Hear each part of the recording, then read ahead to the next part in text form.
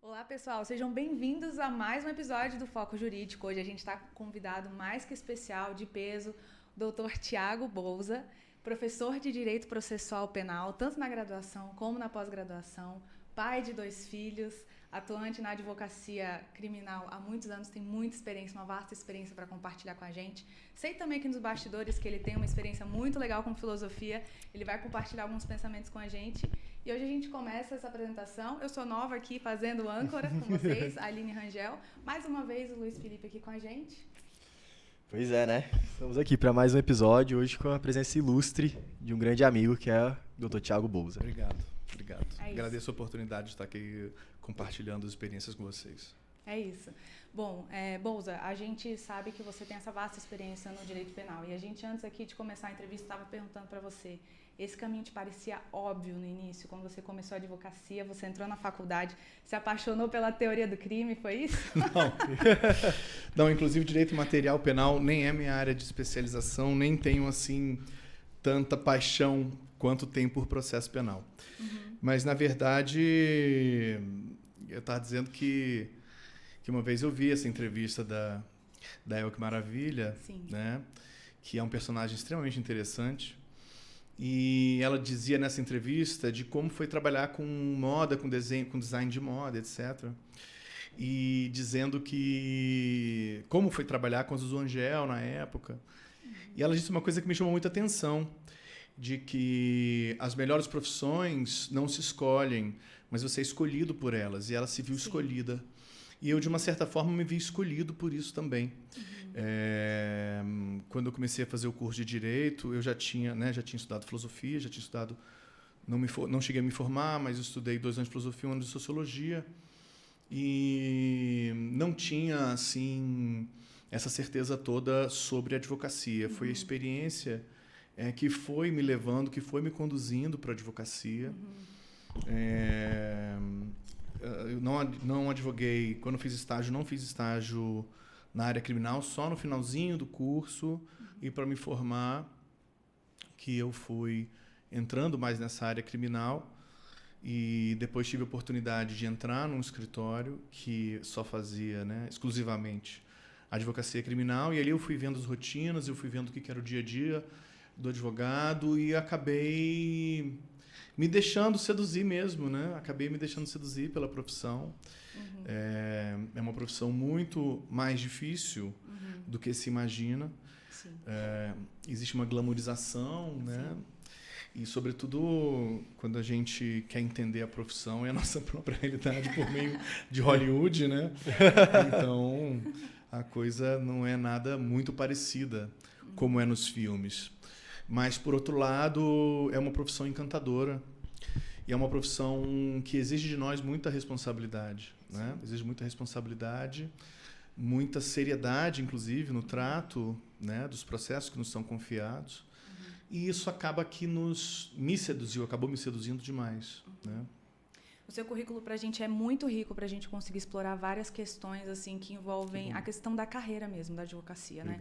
A sua experiência com a filosofia, sua afinidade com a sociologia e também formação, e o fato de você ter migrado mais tarde logo depois da formação, para o direito criminal. Eu entrei no curso de Direito com 21 anos. Eu tinha acabado de fazer 21 anos. Eu tinha estudado 2 anos de filosofia e 1 de sociologia. E realmente são áreas afins do direito. São áreas muito próximas. A filosofia, então, é extremamente próxima do direito. E a filosofia, assim, sobretudo, ajuda muito na parte acadêmica, evidentemente. Os clássicos, os alemães, toda essa literatura ajuda bastante na compreensão de algumas matérias, de alguns temas na academia.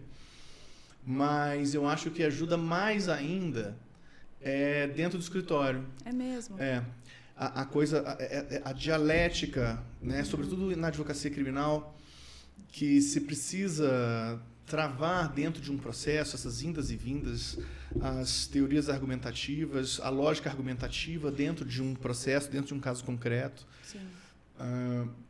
Sobretudo a lógica de aprender a escutar o outro Isso é muito importante para trabalhar num processo, porque construindo os entendimentos que se tem sobre um caso dentro do próprio escritório é que vai se tentando a condução e a solução dos processos mesmo. Sim. Você é sócio fundador, né, do Bolsa Advogados. Sim. Como é que é a abordagem? Como é que é como é que são os bastidores de vocês na construção das teses? Existe uma mente, um consultor específico, um advogado específico? Você utiliza a equipe toda para explorar as teses? Eu utilizo a equipe toda. Equipe toda. No meu escritório, eu ainda me dou o luxo de utilizar a equipe toda. Eu não trabalho sequer assim com programas de... Eu sou muito... Estava falando para vocês que eu sou muito assim velha guarda nessa coisa de tecnologia. Não sou muito familiarizado com informática, essas coisas. Eu deixo sempre a encargo dos mais novos lá no escritório que dominam muito bem. Então eu falei assim, eu sei que tem esses programas de acompanhamento de processo. Quando a gente abriu o escritório, eu falei para minha equipe, olha, vamos tentar não implementar isso e quando for necessário a gente implementa. Ainda não precisei implementar. A gente faz os andamentos várias vezes por dia, tem uma forma muito sistematizada de acompanhar o processo, mas eu prefiro não colocar isso em programa. Já trabalhei em outros escritórios que utilizavam, inclusive, programas, e justamente por conhecer e não gostar de alguma dessas falhas desses programas, não tive automação, né, de processo, de acompanhamento. Claro, tem o push, tem os andamentos, etc. e tal. Quando tem alguma coisa mais complicada, eu acredito muito no tete-a-tete. Eu acredito muito, né? E a pandemia tem prejudicado muito isso. É verdade. Eu acredito muito no contato pessoal. Eu acho que o contato pessoal ele permite entendimentos melhores. É verdade. Né? Então eu faço muito isso. Então, tem uma dúvida no processo, nesse andamento, etc. E tal. Muitas vezes eu falo, não quero que ligue. Antigamente, porque agora não. Mas sempre foi assim, olha, vai lá. Ou eu vou lá e vamos entender o que está acontecendo. Muitas vezes uma conversa dessa, às vezes de barriga no balcão mesmo, como a gente costuma dizer, resolve muito mais coisa do que ficar querendo entender o andamento processual, etc. e tal. Naturalmente, a advocacia criminal ela é mais artesanal, o Felipe estava falando isso. Mais personalíssima, né? Não tem como. Então, a gente também é mais habituado a fazer isso. Os nossos problemas, muitas vezes, não sei se são, não quero dizer que são mais complexos, mas são mais delicados, né? Por mais vezes. Então, muitas vezes, essa condução do processo, esse cuidado com zelo da condução do processo faz que a gente vá pessoalmente.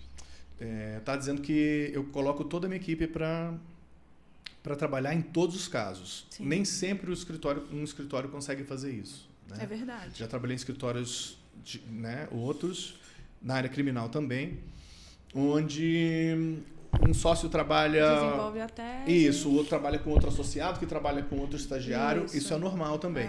No meu escritório, eu gosto de trabalhar de maneira extremamente artesanal. Então, eu ainda consigo trabalhar com toda a equipe em cada processo. E aí, eu normalmente marco um horário, uma reunião específica, né? O quanto antes, porque na advocacia criminal tudo é mais urgente. É verdade. E aí eu trago toda a equipe para discutir o caso comigo. E eu falo, todo mundo lê, todo mundo entra, todo mundo, ou pelo menos o que for possível. Mas pelo menos um advogado e um estagiário eu desloco para ler todo o processo, ou tudo que for possível de ler sobre o processo. E a gente senta e faz a reunião e todo mundo discute o caso. O que você viu, o que te chamou a atenção... Qual é a acusação? Como é que está sendo delimitado isso? O que tem de linha de defesa? O que tem? Como é que nós vamos trabalhar essa prova? Nós vamos pedir diligência? Nós vamos trabalhar alguma perícia? Então, tem sempre essas coisas a serem discutidas. E eu, particularmente, me considero bastante satisfeito desse método de trabalho. É muito legal ver você falar sobre isso, porque aqui a gente costuma falar muito sobre a nova advocacia. Né? A gente cita muito o autor estadunidense chamado Richard Susskind, né? E tem um livro dele fantástico, é Future Lawyers, né? Não, acho que é Tomorrow Lawyers. Tomorrow Lawyers, né? E aí ele fala muito disso, assim, que ele começa o livro falando assim, caro colega advogado, eu tenho informação para te dizer, a sua profissão acabou. Ele começa falando mais ou menos assim, e ele explica que a gente vai, boa parte da força de trabalho vai ser substituída por inteligência artificial, etc. E aí ele desenrola todo o livro para no final falar o seguinte, você vai ficar no mercado de trabalho se você se tornar insubstituível. Se você tiver um nicho de atuação onde a sua persona, onde a sua atuação seja absolutamente necessária, né? Na advocacia criminal, sobretudo, isso já acontece naturalmente, mas a figura do advogado contribui muitíssimo para isso, né? Eu não tenho dúvida disso. Eu confesso que eu desconheço o livro e fiquei até curioso por lê-lo para entender o que ele está querendo dizer, porque dentro da perspectiva da advocacia criminal, isso para mim não faz muito sentido. Eu entendo sim que se a gente colocar essa realidade, essa perspectiva dentro de uma lógica assim, de advocacia de massa, a gente está até falando sobre isso. Talvez isso pode ser aplicado talvez em alguma situação, em algum tipo de caso, algum tipo de processo. Mas generalizar dessa forma, sobretudo para a advocacia criminal, alguns ramos do direito público e até alguns processos mais complexos de direito privado, de empresarial, de arbitral, eu acho uma afirmação um tanto quanto complicada. Por isso que eu queria entender o contexto. Às vezes é um sistema jurídico totalmente diferente do nosso. Então, por mais que a gente esteja se aproximando dele, sobretudo na área penal, né? Eu queria entender o que ele quis dizer com isso, porque eu não consigo ver essa realidade. Confesso que eu não consigo ver essa realidade. Eu acho que o ponto que ele traz é as demandas mais simples, a parte mais... o trabalho de braço mesmo, que a gente acaba tendo que fazer, tudo isso vai ser uma demanda que vai ser suprida pela inteligência, pelo sistema.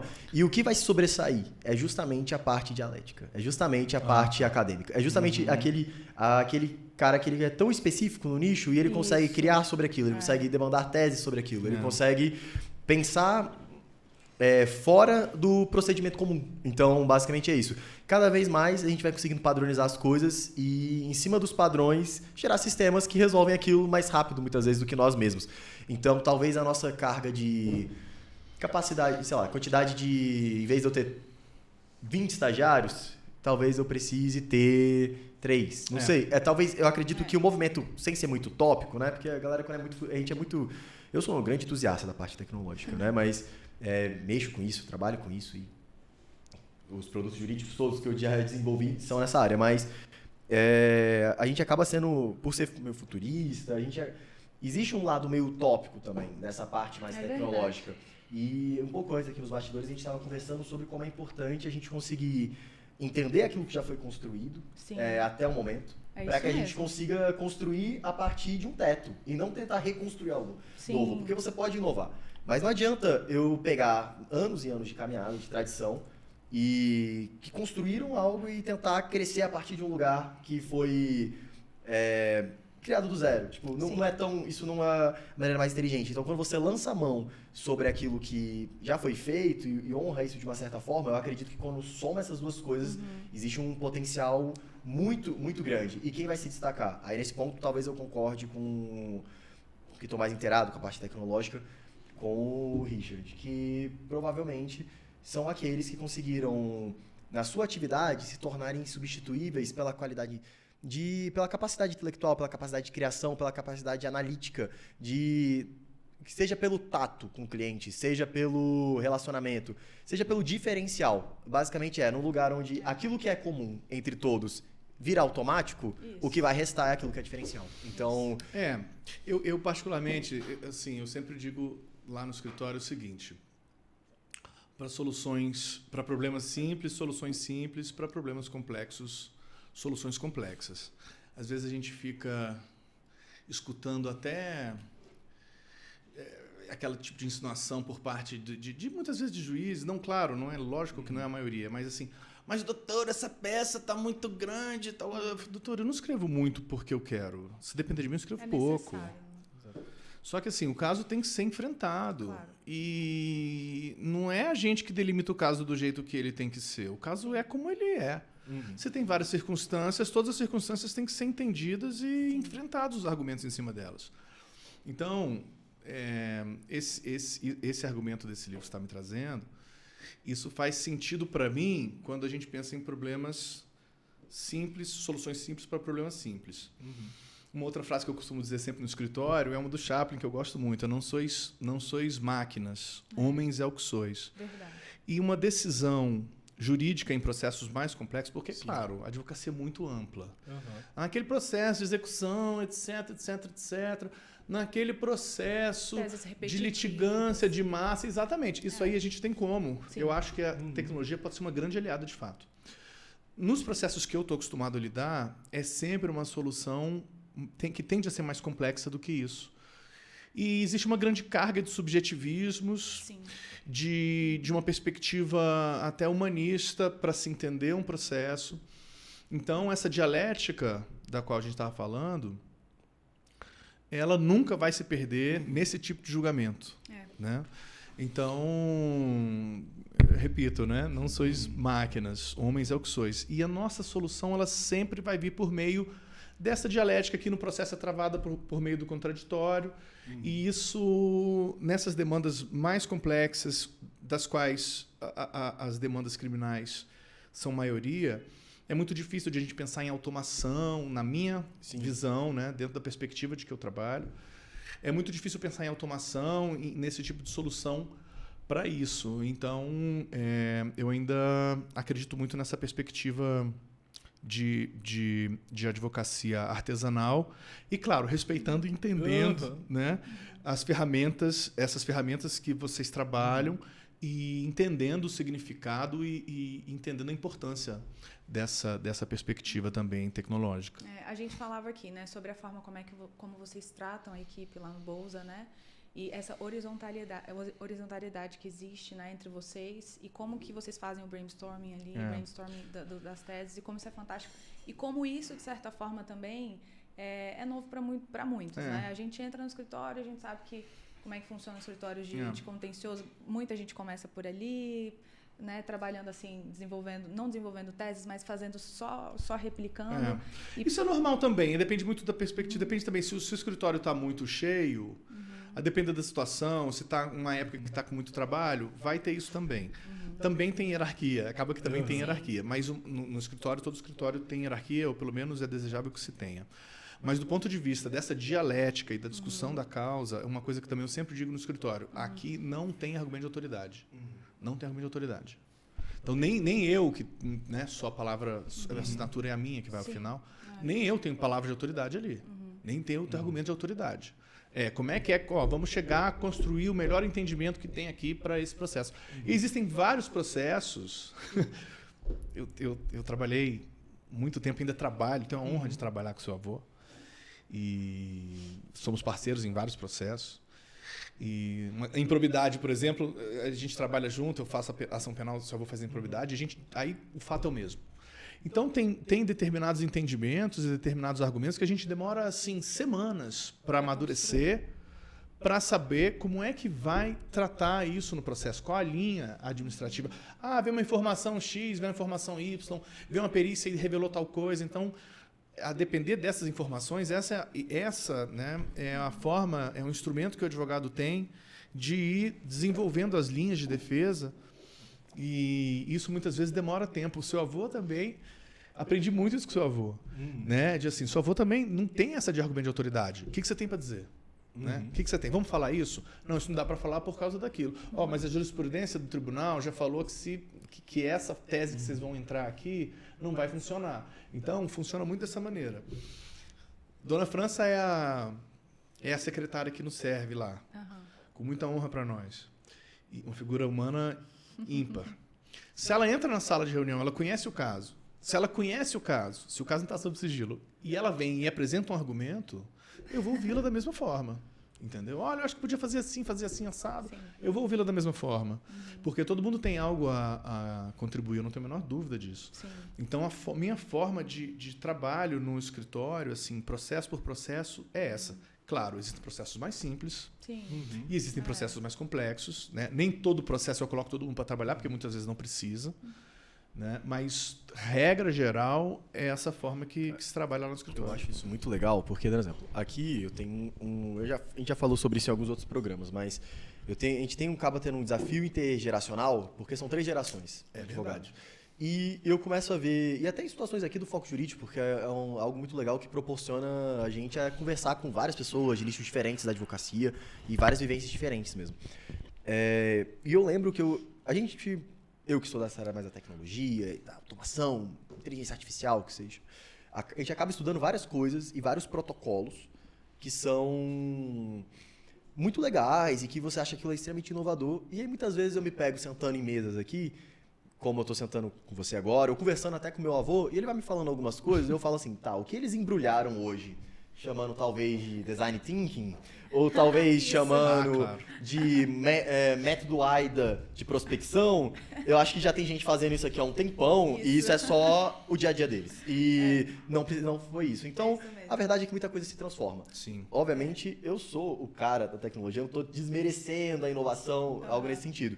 Mas eu tenho visto que quando a gente faz um certo esforço para conectar os pontos, a gente consegue achar mais coisas em comuns que já existem e acaba sendo só um insight ali que pode trazer uma transformação ou mudar ali o processo, do que, de fato, coisas diferentes nesse sentido. Então, por exemplo, esse modelo que você está falando, é um modelo de brainstorming. Hoje, talvez a galera do Google está pensando esse tipo de modelo, que é algo extremamente inovador, tecnológico, mas é algo que funciona numa advocacia tradicional, conservadora, e que as pessoas, muitas vezes, elas não entendem mais pelos rótulos, né? Pelos embrulhos que a gente coloca em cima dos conceitos, que acabam distanciando um pouco. Mas eu queria te fazer uma pergunta. Claro. A gente falou um pouco sobre a filosofia, sobre a dialética, e eu tenho uma certa impressão de que a filosofia ela nos ajuda a enxergar o mundo de uma forma diferente. Com E certeza. principalmente, e não só enxergar num prisma diferente, porque no real todo mundo já enxerga o mundo de uma forma diferente, mas a filosofia ela te faz olhar talvez o mundo com um certo enfrentamento, com uma certa consciência de conseguir olhar para o mundo real e enfrentar isso. Eu acredito que a filosofia, esse conhecimento filosófico, mais a vivência penal, que você trata dos assuntos e das situações mais diversas.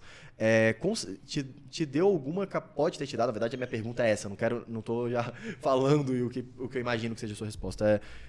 Pode ter te dado algum suporte para conseguir justamente entender e atuar e transicionar em situações tão diversas como o universo penal. Eu nunca tive muito interesse pela área criminal, pelo simples fato que eu acredito que eu não tenho estômago, eu não sei se eu sou uma pessoa que eu tenho capacidade de transitar entre essas realidades, sem me envolver, entendendo ali a postura. Eu sei onde eu sou bom, onde eu consigo fazer isso, eu sei que não é a minha vocação. E aí, de novo, voltando para aquele ponto, de você ter a vocação, você ter sido escolhido por isso. O que foi que te cativou e como que a filosofia pode ter te ajudado nesse dia a dia, assim, florense mesmo?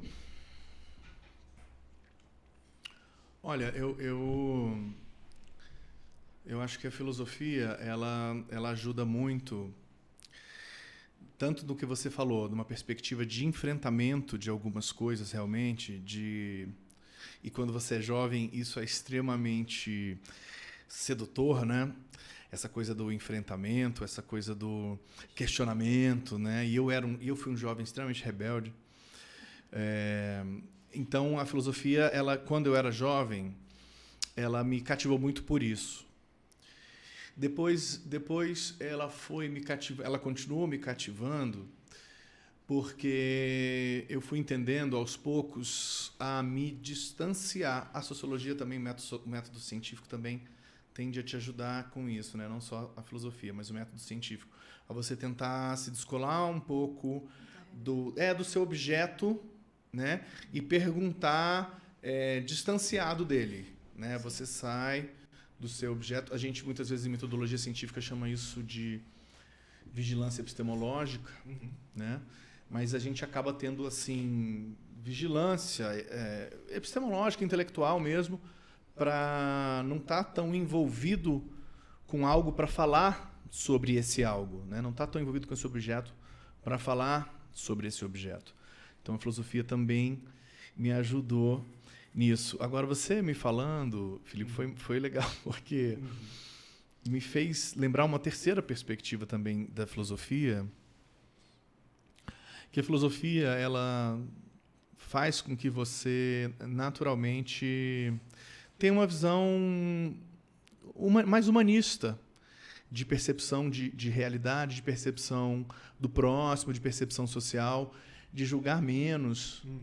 E quando você estava falando, eu me lembrei, na casa da vovó, lá no Rio, a vovó mora em Copacabana, e lá perto da casa dela, ali na Rua Bolívar, tem um grupamento dos bombeiros. E quando eu passava pequenininho ali, eu passava de ônibus ali.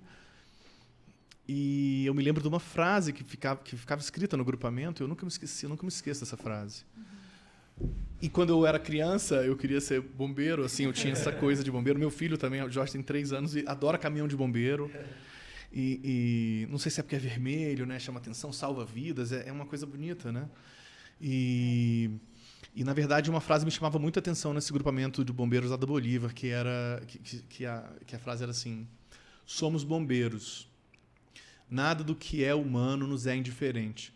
Então, eu acho que uma terceira perspectiva da filosofia que me trouxe assim para minha vida pessoal é ver assim, tá mais aberto para essa perspectiva humanista que a filosofia traz, né?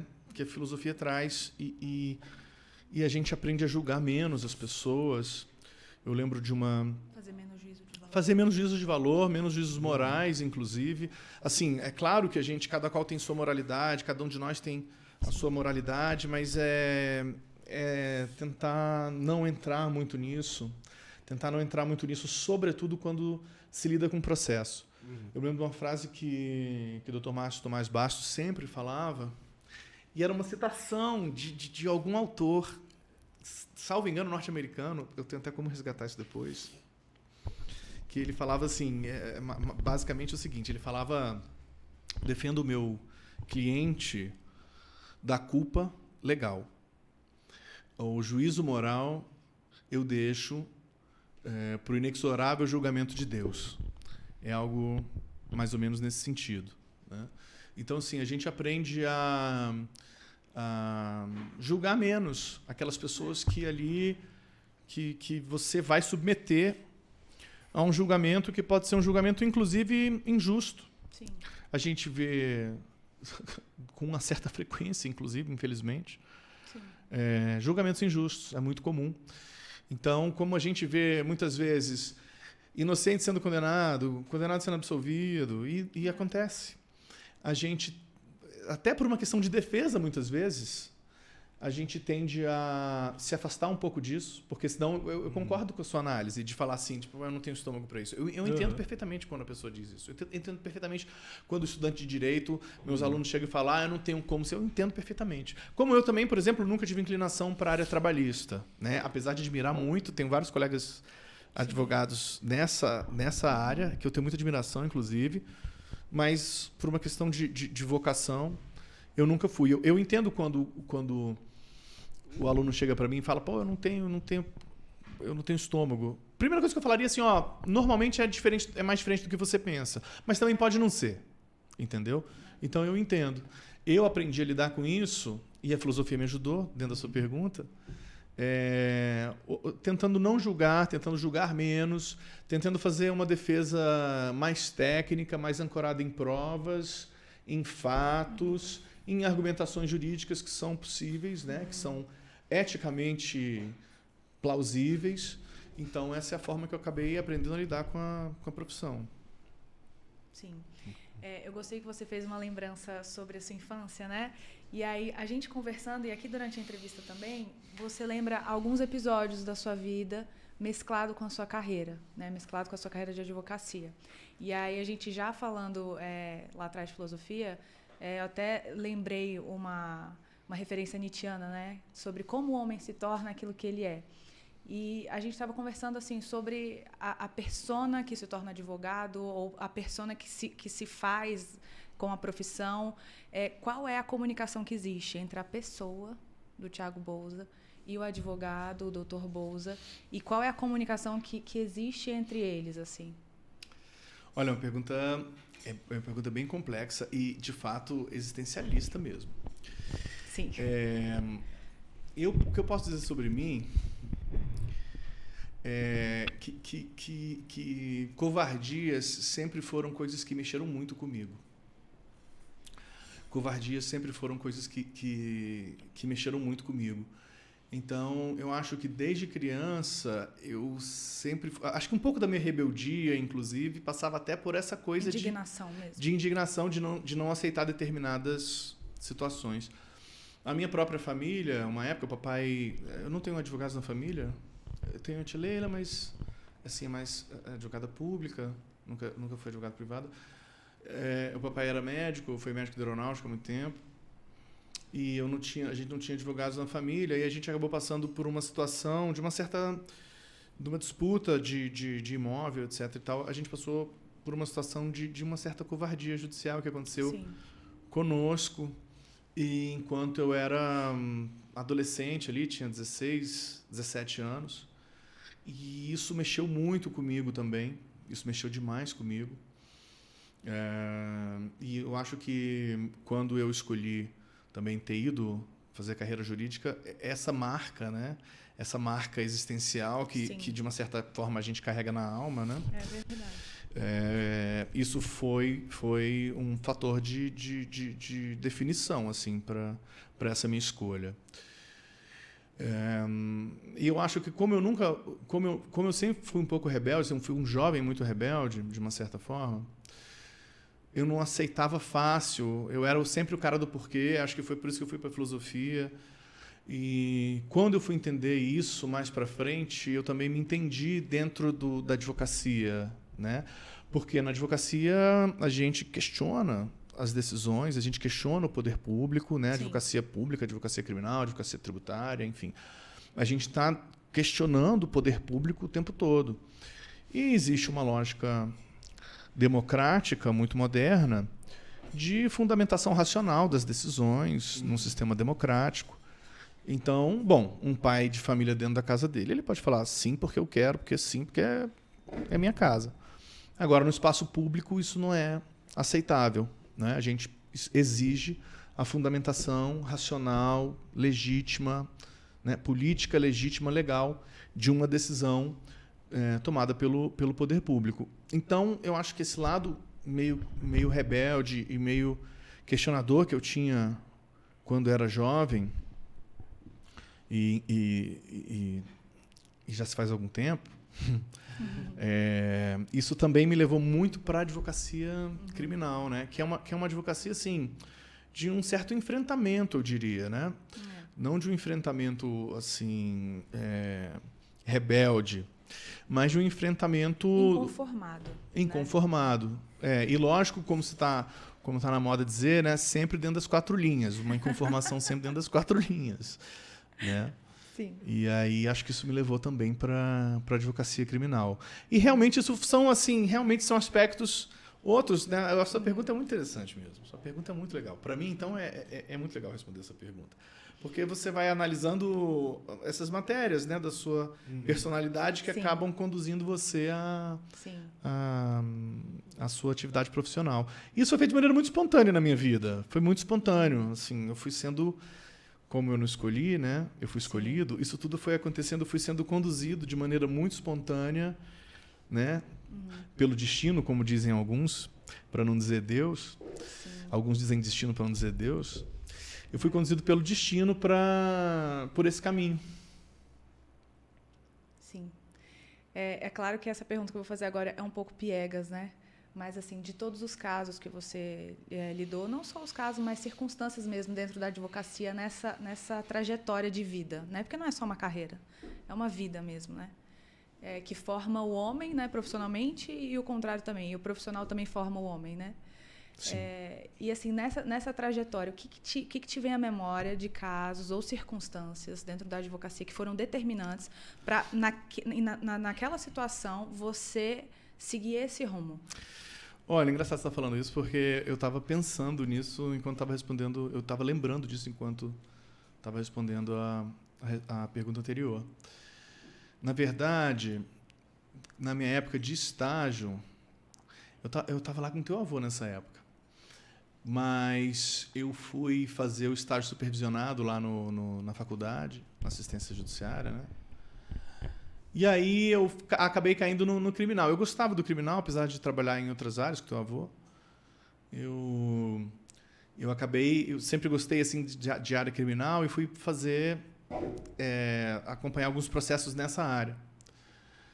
E não tinha experiência, né? E naquela época aconteciam coisas assim, tanto quanto temerárias, eu diria. Bom, já passou muito tempo, se foi crime, tá tudo Prescreveu. prescrito. Mas é o seguinte, não tinham advogados suficientes. A gente sabe como é que funciona essa estrutura, né? Verdade. As assistências judiciárias não têm gente suficiente, as defensorias não têm gente suficiente. E aí acontece que, eventualmente, a gente fazia sozinho as audiências com os assistidos. E uma vez eu fui fazer uma audiência com um assistido, que era réu preso. E ele estava respondendo... Assim, era a Justiça Federal, ele estava respondendo porque, naquela época, se assaltava malote de correio, porque em malote de correio tinha talão de cheque. E ele foi preso em flagrante, etc. E ele estava respondendo assim por um concurso material de, salvo engano, 8, pelo que eu me lembro, faz bastante tempo, por 8 crimes. E eu me lembro que a pena final dele nesse processo foi altíssima, porque foi considerado... Alguns foram crime continuado, mas outros foram considerados concurso material pelo lapso temporal. Sim. E a pena ficou assim, tipo uns 18, 20 anos. Foi uma coisa assim... Por 8, salvo engano, foram 8 roubos qualificados, né? Circunstanciado por arma de fogo. E as armas, inclusive, a arma era simulacro, não era nem arma de verdade. Isso assim, primeira coisa, né? Não tem muita lógica, assim, a gente fica crime organizado, não sei o quê. Eu entendo a lógica de a gente querer ficar definindo hoje. Lógico, tem sua importância. Mas, assim, tem muito mais caos do que organização no crime. Então, assim, o sujeito, por causa de R$400... Porque, desculpa, ele ganhava R$50 por malote desses. Na época era R$50, isso faz bastante tempo. Então, assim, por causa de R$400, mesmo na época, sei lá, por causa de R$1.000 atualizados, o sujeito foi condenado a 18, 20 anos, uma pena altíssima. E aí, ou seja, bom, em primeiro lugar, não tem muita lógica nisso. Se você for ver racionalmente, não tem muita lógica nisso. É desproporcional, no mínimo. Existencialmente, eu não estou falando da lei. Claro. A lei existe, ela tem que ser aplicada, eu não sou relativista. A gente está falando da perspectiva humana. Né? Aí o que aconteceu? Esse sujeito... Cara, essa minha história, como todas as minhas, demoram, por isso que eu não gosto de... Essas são as melhores. Essas são as melhores. O advogado fala muito. Mas aí o que aconteceu? Nós fomos fazer a audiência dele, ele estava preso. O réu preso tem direito a estar presente na audiência.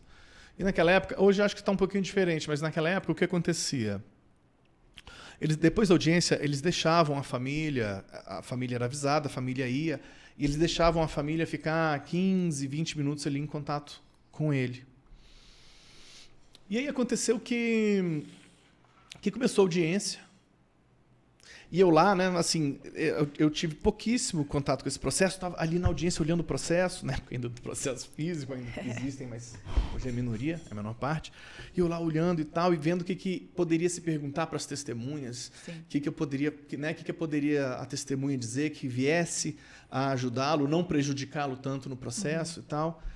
E eu olhava para ele, e ele assim, algemado com as mãos para frente, escondendo as algemas, porque estava sentada a mãe, a mulher, olha só, um filho de uns 3 anos, uma criança de 3 anos, e uma filhinha que devia ter 1 ano e meio por aí, menos de 2 anos, no colo da mãe.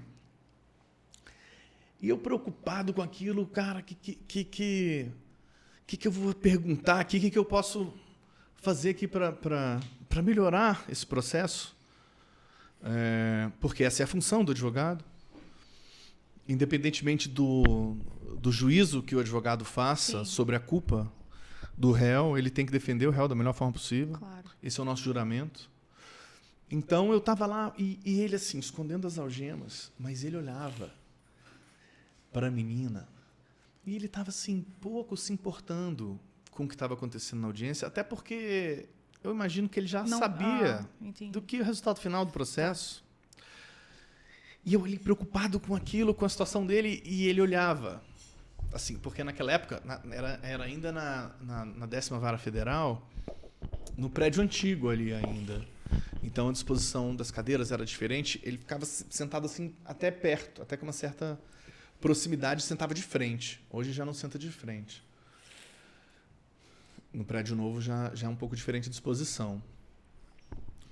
E aí ele olhava para a menina, e a menina, no colo da mãe, batia assim no colo da mãe, apontava e ria e falava assim: papá, papá, papá.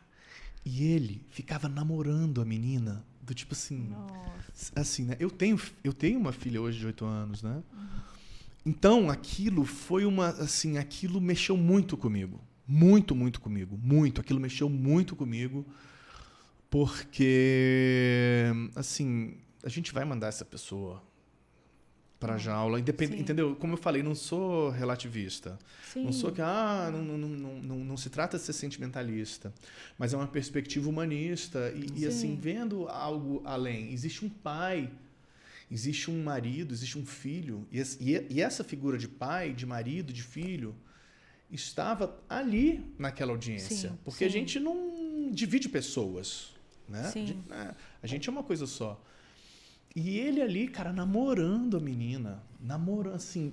E ele escondendo as algemas. Com vergonha. Porque eu sou pai. Eu sei como é. E namorando a menina. E a menina olhava pra ele, batia e falava: mamãe, papá, papá, papá. E aquilo mexeu muito comigo porque, assim, como eu falei, independentemente do resultado do processo, é uma pessoa que a gente está levando para trás das grades. Então, muitas vezes, infelizmente, falta um pouco desse senso de responsabilidade mesmo na hora de julgar pessoas, na hora de acusar pessoas. Falta um certo senso de responsabilidade quando a gente faz isso. Infelizmente, eu sinto isso. E não estou tirando nem a advocacia desse... Entendeu? Sim. Eu acho que, de uma maneira geral, a gente faz isso e não percebe. A gente naturaliza algo que não deveria naturalizar. Não verdade. Que não devessem haver condenações. Não é isso que eu estou falando. Mas condenações justas. Justas. E se lembrar sempre que tem uma pessoa ali. Não é só um cidadão. É muito além de um cidadão. Naquela situação ali, era um pai, era um filho, era um marido. Então, quando a gente vai... Como diria, tem um processualista penal argentino que eu gosto muito, que ele fala o seguinte: processo penal, ninguém pode se dizer apaixonado por processo penal, porque processo penal é um instrumento pelo qual nós reduzimos pessoas a animais em jaulas. Então, é preciso ter essa preocupação quando a gente entra num processo criminal. Infelizmente, não é a maioria, claro, mas alguns nem sempre têm noção dessa responsabilidade de atuar em processo. Então, assim, esse episódio ele mexeu profundamente comigo e esse episódio, inclusive, foi um dos que, quando eu tive a oportunidade de fazer advocacia criminal, eu falei: vou fazer. Assim, eu senti que aquilo era... Eu tinha alguma intuição, aquela situação me aguçou minha intuição para dizer que... E na hora você teve o discernimento de entender que aquela cena realmente foi muito importante para você e ela dividiu águas, assim. Muito. Porque, assim, eu me lembro de ainda ficar pensando assim, cara, esse cara... Eu não era casado, não tinha filhos ainda. E eu me lembro de ficar pensando assim, cara, esse cara aqui, ele tem muito mais... Eu me lembro de pensar isso. Não sei se é verdade, mas acho que fez sentido para mim naquele momento. Esse cara aqui tem muito mais humanidade do que eu tenho. Porque, assim, ele não sabe nem quanto tempo ele vai ter com a família dele ainda. Sim. Então ele está aqui aproveitando a família dele. E eu ali preocupado com o processo e tal, claro, é a minha função. Mas, e ele ali, cara, tenho que me preocupar com a minha família, eles não podem... Minha filha, meu filho não podem entender... Ou pelo menos assim, eu tenho que esconder isso ao máximo. Sim. É humano. E eu vou ficar aqui curtindo eles enquanto eu posso. E episódios como esse foram te dando as pistas, né? Foi.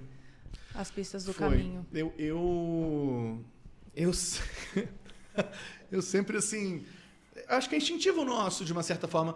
Quando a gente vê o Sei lá, quando a gente vê o desenho do Pica-Pau, a gente torce pro Pica-Pau fugir. Acho que é uma coisa meio instintiva nossa, né? Quando a gente vê tipo assim, sei lá, você vê o Real Madrid jogando com a Alavés. Você torce para eu torço para Alavés, não quero saber, né? Quando eu vejo o Botafogo jogando por qualquer outro time, eu torço pro Botafogo. Eu torço sempre pro Botafogo. Muito bom.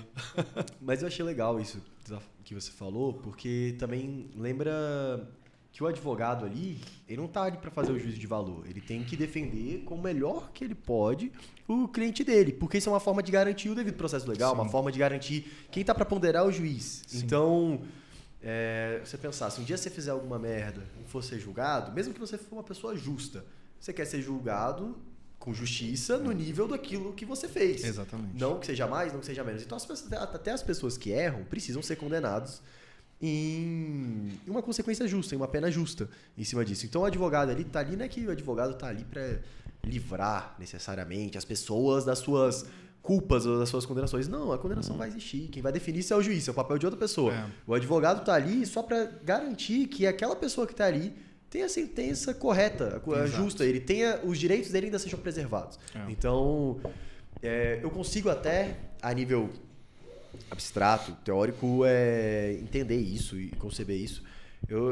É mais uma questão daquilo que você falou. Tem áreas que são por vocação. Então, eu pessoalmente, eu não sei se seria...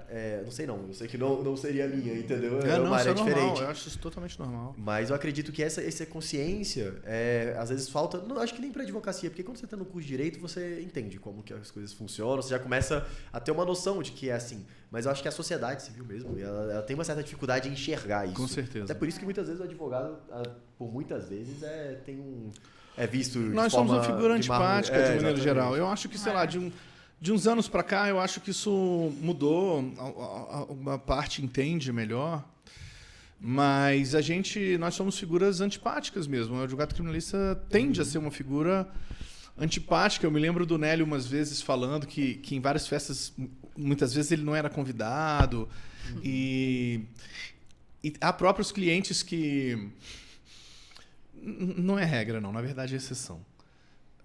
Existe, muitas vezes, uma tendência... Nem sempre a gente se torna amigo de cliente. Não tem que ser amigo de cliente. Não é uma coisa que você tem que ser... Você tem que manter, como eu falei, né? Claro. O distanciamento necessário. Mas, às vezes, você acaba se tornando amigo de alguns clientes. Depois, sobretudo, que passa o processo. Eu prefiro que seja depois que passa o processo. Por outro lado, há clientes, outros, que muitas vezes, eles... depois que termina o processo... Eles, inclusive, evitam a sua figura, né? É verdade. O que eu respeito também, porque às vezes pode lembrar ele uma carga de dor, né? Acho que existe uma projeção ali, né? Também pode existir uma carga de dor e a gente respeita. Mas que, de fato, a gente tende a ser uma figura incômoda ou que causa algum constrangimento, isso é muito comum. Faz um certo sentido. Vamos falar para o outro lado aqui. Não que seja algo verdadeiro, mas obviamente é um estereótipo que é muito genérico. Mas se a gente olhar, existem alguns pontos algumas situações que apontam no porquê talvez disso, entendeu? No Brasil a gente só tem um crime pior, que é ou você matar a mãe é o pior. Depois desse é ser arrogante, ser orgulhoso. No Brasil é assim, ninguém aguenta alguém arrogante. No Brasil você não aguenta. A pessoa entra em qualquer lugar, se a pessoa é arrogante, dá desempenho, ninguém suporta. O brasileiro é assim. É verdade. A gente rejeita a austeridade, exatamente. Né? A gente não tem isso na nossa eu acho que por muito social, tempo... A cultura católica é muito forte, né? A cultura católica é muito forte. Piedosa, né? De muita piedade, é verdade. Por um lado, existe um glamour que foi colocado sobre a profissão jurídica, existe uma certa elegância mesmo, de ter domínio sobre a palavra, e sobre a oratória. Mas, por um outro lado também, eu acho que em alguns momentos, nosso juridiquês, e outros elementos, de certa forma, deu um afastamento da sociedade com o advogado, o que faz com que eles tenham que estar ali no segundo crime, maior crime, que é o seu arrogante, orgulhoso. E que muitas vezes existe uma projeção por conta desse glamour que muitas pessoas acabam sendo dessa forma.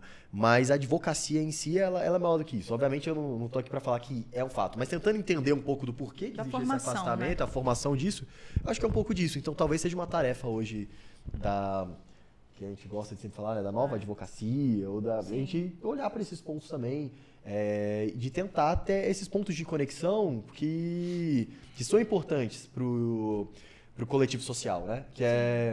Então, dando exemplo, a Aline, por exemplo, pode falar com propriedade. Quando a gente vai pensar em marketing de conteúdo, ou marketing jurídico de conteúdo, a gente não pensa, a gente tem que fugir, obviamente, da mercantilização, e a gente tem que pensar, geralmente, numa linguagem clara, e no público que está ouvindo.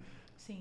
Então, justamente para gerar essa proximidade, entendeu? Que muitas vezes a gente, aos poucos, foi se perdendo nos discursos mais acadêmicos, que são importantes, mas talvez um outro problema que a gente tem também, de achar que todo mundo tem que ser acadêmico, todo mundo tem que ser muito erudito, e que todo mundo...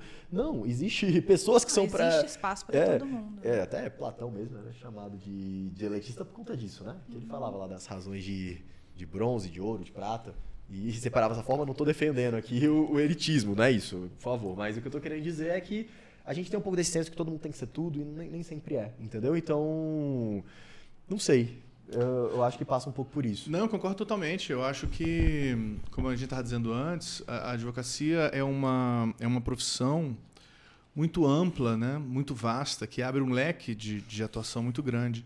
Então, eu concordo contigo totalmente. Eu não acho que assim... Eu não sei nem se existe advogado ideal. Eu acho que pode ter advogado ideal para determinadas causas, para determinado tipo de processo, para determinada atuação. Eu não sei nem se existe profissional... advogado ideal, eu nem sei, nem saberia pensar sobre isso. O que eu sei é que uma equipe mais múltipla, como eu tento fazer lá no escritório, tanto que eu trabalho com bastante jovem, porque eu sou defasado em tecnologia e reconheço isso, eu trago um monte de jovem, porque eles entendem melhor, eles trazem ideias novas e... A gente teve que fazer um site.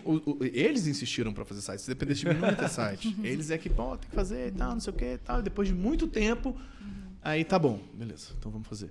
Então, eu concordo com isso. Eu não acho que tem que... Não acho que é uma homogeneização de perfis que vai fazer com que a advocacia seja melhor ou pior.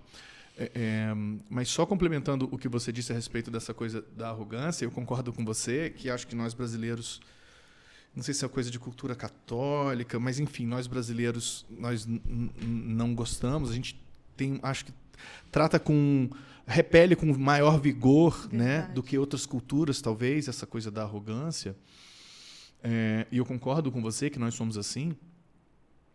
Mas, por outro lado, assim, dos colegas que eu estou habituado a lidar, claro que existem pessoas que são mais, talvez, vaidosas, mas, por outro, eu vou dizer que está longe, assim, a gente sabe que existem, a gente convive, etc. São mais, como você falou, arrogantes, talvez, né? Mas, dos colegas que eu convivo, seja pessoalmente, seja profissionalmente, e sobretudo nessa minha área, assim, é a menor parte. É a menor parte. A maior parte dos advogados com quem eu trabalho, com quem eu convivo, teu avô, são exemplos, assim, ao contrário, de humildade. São exemplos de pessoas que são simples, são pessoas que ouvem. Assim, eu, de uma certa forma, aprendi a trabalhar dessa maneira com teu avô. Teu avô é que chegava pra gente, assim, uns moleque de tudo, e falava, e aí? Como é que faz isso? Como é que faz aquilo? E sempre respeitando muito, né, os argumentos, a fase de vida e etc. Então, assim, infelizmente, gente boa, gente ruim tem em tudo que é lugar. Gente arrogante também tem em tudo que é lugar. Nossa profissão, evidentemente, não é diferente. Mas está longe de ser a maioria na minha percepção. Concordo plenamente. Eu concordo plenamente mesmo. Eu acredito que é só isso. Por muitas vezes tratarmos de assuntos que a sociedade civil não consegue alcançar, e justamente por não entender, talvez ela não consiga fazer justamente essa separação, essa diferenciação. Sim. E já tem um certo estereótipo por conta disso. Mas você falou sobre, né, o advogado ideal. Eu acredito muito Eu acredito muito que nem você falou, que não exista. A gente tem um ideal de perfeição, idealismo meio platônico, né? Mas eu acredito até... Se eu não me falho engano aqui, quem me falou isso foi a própria doutora Aline. Que talvez a nossa idealização, a perfeição, tem muito mais a ver com o percurso, com o percurso feito, do que necessariamente com o ponto de chegada. Então, aquele que consegue completar a jornada, geralmente... é o campo, é o ponto muito mais ideal do que aquele que se mostra de uma certa forma, ou consegue se posicionar de uma forma diferente. A gente tem, só completando aqui o que o Luiz está falando, é porque em outra entrevista, Bolsa, a gente estava falando um assunto bem parecido com esse que a gente tratava aqui.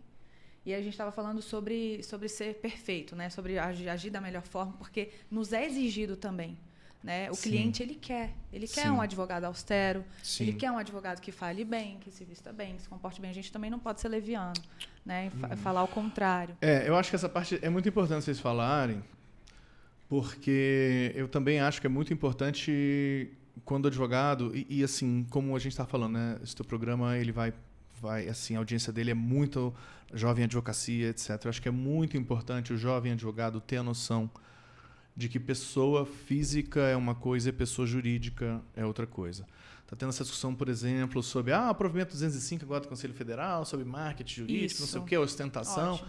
Tá, é um tipo aberto, realmente é um tipo aberto, mas quando o Conselho Federal ele fala isso, eu entendo o que ele quer falar. Ele quer dizer que a gente tem que ter muito cuidado com a imagem do advogado, a gente tem que ter muito cuidado com a mercantilização da profissão. Quem sou eu para dar conselho? Mas se eu pudesse deixar uma palavra para os mais jovens, é justamente isso. Tomem cuidado em diferenciar a sua pessoa jurídica da sua pessoa física. Ótimo. E, inclusive, sejam discretos também na pessoa física. Sejam discretos. É uma profissão muito delicada. Um erro cometido no início pode comprometer a sua trajetória inteira. Sim. Então, sejam muito comedidos e discretos na pessoa física, mas em relação à pessoa jurídica, aí, por imperativo ético da profissão, sejam absolutamente discretos. Sejam discretos, sem estardalhaço, com muita discrição, sem alardear muita coisa, muita cautela, porque é uma profissão muito delicada. E, ao mesmo tempo que... o marketing jurídico é muito complicado, porque a gente estava falando antes, né? Sim. Eu até acredito que eu vejo alguns advogados que conseguem fazer isso de maneira muito adequada, na minha opinião. Mas outros são mais espalhafatosos. Sim. E aí é o seguinte, quando o sujeito é mais espalhafatoso, quando o advogado é mais espalhafatoso, o que acontece? As pessoas mais próximas, ou quem não consegue fazer a leitura, uma pessoa ou outra vai dar tapinha nas costas, vai aplaudir, etc. Mas muitas vezes o próprio grande público, né, ou as pessoas, as empresas que estão ali no radar, que o cara está no radar das empresas, etc. E tal, esse advogado está no radar das empresas, muitas vezes as próprias pessoas que o cara está no radar julgam espalhafatoso, julgam indevido. E muitas vezes não contratam o sujeito por causa, não contratam o advogado por causa disso. Então, assim, se eu pudesse dar uma palavra nesse sentido, é muita discrição, muito mais profissionalismo, como você está tratando, do que espetáculo, entendeu? É muito mais sobre conteúdo do que sobre forma. Né? Porque você jogar um anúncio no Google lá e tal, etc., isso é fácil de fazer. Sim. Agora, você entregar trabalho e resultado é outro mundo. E as pessoas que estão fazendo grandes contratações, não tenha dúvida que o jurídico de uma empresa grande sabe disso. Até porque também é composto por advogados. Sim, sem dúvida. Então, as pessoas sabem fazer essa triagem. Né? Sim. Então, dessa forma, a única palavra que eu deixo em relação a isso é muita discrição, muita preocupação mais com o conteúdo do que com a forma, e sempre assim da maneira mais discreta e mais, diria, elegante possível. Sim, excelente. Na verdade, a gente já está se conduzindo para o final. Pasme, a gente já tem quase 1 hora aqui conversando. Nossa, passou muito rápido. Passou muito rápido. Luiz, quer fazer as honras da casa? Então, queria te agradecer pela sua presença, pela conversa que foi incrível aqui, foi muito caro pra gente, com certeza. E as portas estão sempre abertas, né? Você já é parceiro nosso há muitos anos. Eu agradeço muito. Agradeço muito a oportunidade. Me sinto muito honrado de poder falar a vocês. Me sinto muito honrado por poder falar contigo, vi você crescer. É uma honra trabalhar com teu avô. E eu fico muito feliz de saber que os jovens advogados, e vou colocá-los vocês dois nessa categoria, que os jovens advogados estão preocupados com isso, estão preocupados em achar melhores caminhos para a sua profissão. Existe um engajamento real e muito mais preocupado com o exercício da profissão do que com esse suposto glamour hollywoodiano, talvez, midiático, eu diria, em torno da profissão. Porque a profissão não é feita disso. Ela é feita muito mais desse dia a dia, dessa luta nossa. Ela é muito mais feita de trabalho do que de inspiração. Aquela frase, né? Qual o segredo do seu sucesso? Uma vez eu vi, acho que até o Silvio Santos falando sobre isso. Assim, cara, olha, isso aqui é 90%, 99% trabalho e 1% de inspiração e outros fatores. Então, eu fico muito feliz de a jovem advocacia estar muito preocupada com isso, com a melhor maneira de trabalhar, com a melhor maneira de agir, com a melhor maneira de se colocar nisso que a gente chama de mercado de trabalho da advocacia, né? Não sei nem se a gente pode falar essa expressão, porque é mercadológica, mas por um fim didático a gente entende. Então, eu fico muito feliz de vocês estarem aí batalhando por isso. Parabéns. Obrigada, Bouza. Obrigada por estar com a gente, por brindar a gente com a sua presença, com o seu brilhantismo, não só profissional, mas também humano. A gente se despede aqui e a gente espera vocês para um próximo episódio aqui no Foco Jurídico. Até mais.